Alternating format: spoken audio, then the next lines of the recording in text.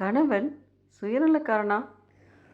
ஒரு கணவனும் மனைவியும் மாலை பொழுதில் நடைப்பயிற்சியை முடித்துக்கொண்டு வீட்டிற்கு திரும்பினர். சற்று நேரத்திலேயே இருட்டியதால் இருவரும் வேகமாக நடக்கத் தொடங்கினர்.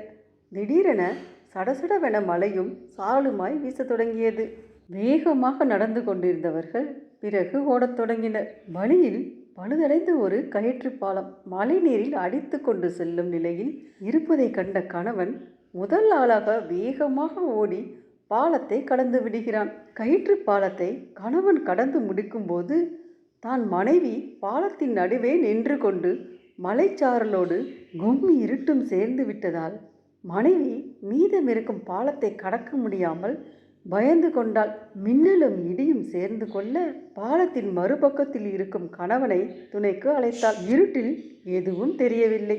மின்னல் மின்னிய போது கணவன் பாலத்தின் எதிர்முனையில் நிற்பதை அறிந்தாள். தன்னால் முடிந்தவரை சத்தமிட்டு கணவனை உதவிக்கு அழைத்தாள். கணவன் திரும்பி பார்க்கவும் இல்லை, எந்த பதிலும் கொடுக்கவும் இல்லை. என்ன இந்த மனுஷன் பொண்டாட்டி ஆபத்தில் இருக்கும்போது சுயநலத்துடன் கண்டு கொள்ளாமல் என அவளுக்குள் ஆத்திரமும் அழுகையுமாய் வந்தது.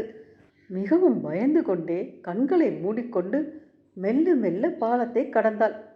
பாலத்தை கடக்கும்போது இப்படி ஒரு இக்கட்டான நிலையில் கூட உதவி செய்யாத கணவனை நினைத்து வருந்தினாள். ஒரு வழியாக பாலத்தை கடந்து விடுகிறாள். கணவனை கோபத்தோடு பார்க்கிறாள். அங்கு கணவன் மலையில் ஒரு பக்கம் உடைந்து தொங்கிக் கொண்டிருந்த கயிற்று பாலத்தை தனது வாயாலும் கையிலும் தாங்கி பிடித்து கொண்டு இருந்தான். மனைவியை கண்டு அவள் பாலத்தை கடந்தவுடன் கயிற்றை விட்டு விடுகிறான். வாழ்க்கையின் எல்லா நேரங்களிலும் நான் உனக்கு பக்க துணையாக இருக்க இயலாது. சில பிரச்சனைகளை நீயேதான் சமாளித்து கடக்க வேண்டும் என்கிறான்.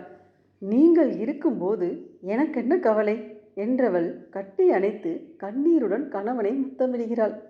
சில சமயம் நிறைய பெண்கள் கண்ணீருக்கு தன் கணவன் தங்கள் குடும்பத்தை கண்டு கொள்ளாத போலத்தான் தெரியும். இதனால் நிறைய குடும்பங்களில் பிரச்சனைகள் உருவாகிறது. அதற்கு காரணம் புரிதல் இல்லாதவையே. உண்மையிலேயே தன் மனைவி மற்றும் குடும்பத்தை நேசிக்கும் ஆண்மகன் தன் மகிழ்ச்சியை தொலைத்து பிறருக்காக வாழ ஆரம்பித்து விடுகிறான் என்பதேதான் உண்மை. அவன் ஒவ்வொரு பொழுதிலும் தன் குடும்பத்தை தாங்கி பிடித்து கொண்டுதான் இருக்கிறான். தூரத்தில் பார்ப்பவர்களுக்கு இதென்ன பெரிதாக செய்துவிடப் போகிறான், சுயநலமுடையவன் என்றுதான் தோன்றும். அருகில் சென்று பார்க்கும்போதுதான் அவன் நிலை என்ன என்பது தெரிய வரும்.